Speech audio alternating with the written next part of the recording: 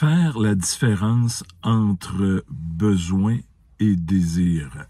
Tel est le sujet du dernier article que j'ai écrit et que tu auras le lien dans la description de la vidéo. Un sujet très important, je dirais, autant pour expliquer à nos ados, nos enfants, la différence, parce qu'elle est facile à expliquer, oui et non, mais d'une importance capitale pour faire à un moment donné le choix entre est-ce que je fais vraiment cette dépense-là ou je la fais pas. J'aime bien expliquer, quand j'ai expliqué ce phénomène-là, avec l'exemple d'une entreprise. Une entreprise qui aura le choix d'acheter un nouveau véhicule pour faire la livraison. Bien, normalement, il n'y aura pas une seule personne quand c'est une entreprise avec plusieurs employés. Donc, il y aura quelques employés et il y aura peut-être une personne qui apportera les différentes possibilités de nouveaux véhicules, donc la grandeur que c'est possible de pouvoir mettre des colis à l'intérieur, la consommation d'essence, le prix à l'achat, le kilométrage de location et tout ça, et faire des comparatifs entre 2 et 3. Et là, le comité d'administration aura à prendre une décision versus qu'est-ce qu'on a besoin versus qu'est-ce que il est intéressant à faire comme achat. Et que ce soit là le côté rentable à quelque part. Donc, ils vont se pencher beaucoup plus sur le côté du besoin de l'entreprise que de dire, si c'est du côté plus personnel, dire, je mériterais ça, une belle voiture avec des beaux bancs chauffants, des bancs en cuir, l'intérieur chromé, avec X gadgets, Y voyant à l'extérieur, des calques et tout ça.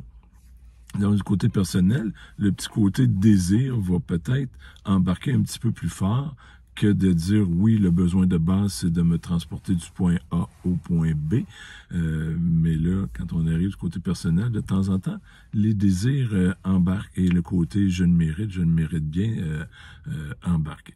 Donc ça, je viens expliquer là, de façon peut-être un peu plus simple, même encore plus simple, pour comment bien l'expliquer à ton ado.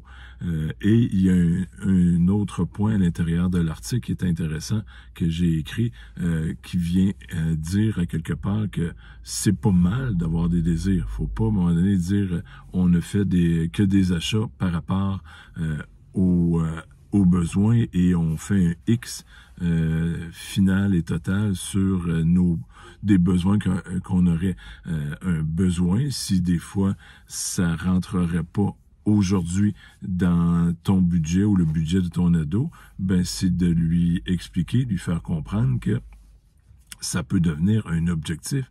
Dire, OK, j'ai besoin, je sais pas, moi, j'ai comme idée qui me vient comme en tête d'une planche à roulettes XYZ, au lieu qu'elle coûte, je sais pas, j'ai aucune idée des prix là-dessus, une centaine de dollars, le jeune veut avoir des options en extra qui fait qu'elle coûte 300 dollars.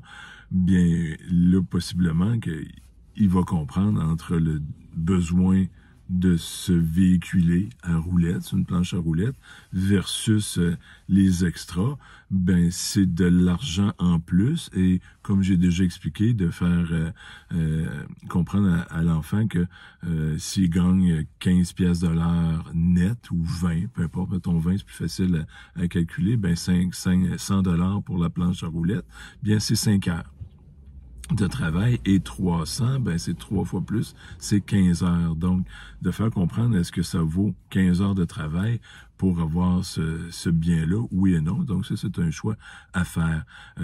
Et ce que je voulais expliquer avec tout ça, c'est que le jeune peut se faire un objectif et dire, OK, je me la jette pas tout de suite parce que ça va faire un trop gros manque dans mon compte de banque pour si j'ai d'autres besoins qui arrivent, et de donc ce côté un petit peu plus discipliné, mais je garde toujours en tête mon rêve d'acquérir cette planche à roulettes-là, et je vais me mettre de côté ou je vais attendre quelques semaines, quelques mois, pendant que je tourne la vidéo.